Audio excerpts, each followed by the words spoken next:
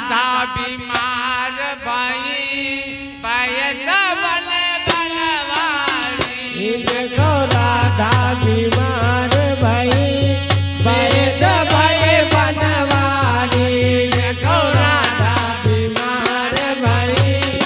पैद बन बनवारी देखो राधा बीमार भई पैद बन बनवारी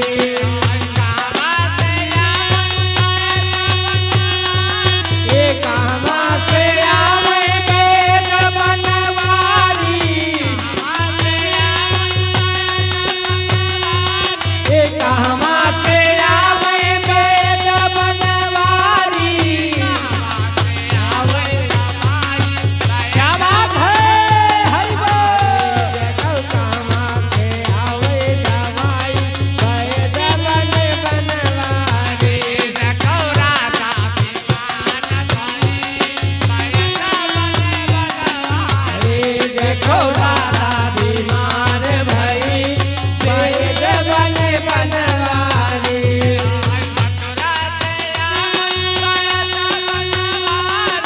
मथुरा से आवई पैद बनवारी मथुरा से आवई पैद बनवारी हरि बोल अरे देखो बकुला से आवे दवाई पैद बन बनवारी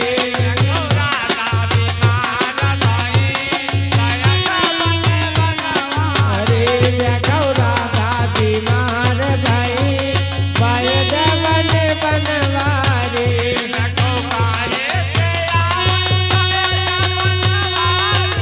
काहे से आवै पैद बनवारी काहे से आवै पैद बनवारी क्या बात है देखो काहे से आवै दवाई पैद बन बनवारी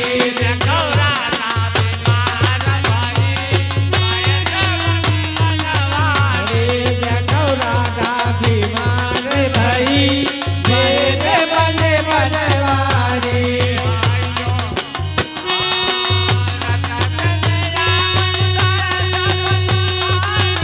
रथ चढ़ी आवै पैद बनवारी रथ चढ़ी आवै पैद बनवारी क्या बात है देखो झोला से आवै हरि बोल बन बनवारी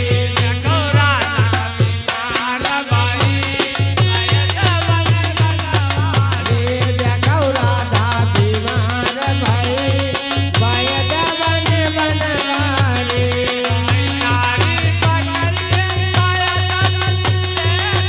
नारी पकड़ का पैद जी देखई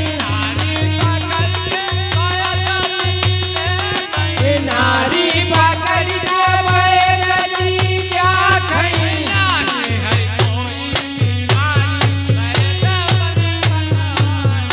जगह काहे है कोई बीमारी पैद बन बनवारी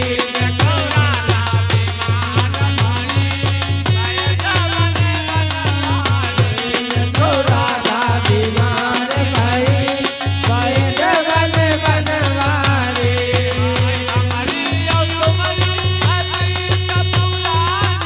हमारी और तुम्हारी है प्रीति पुरानी हमारी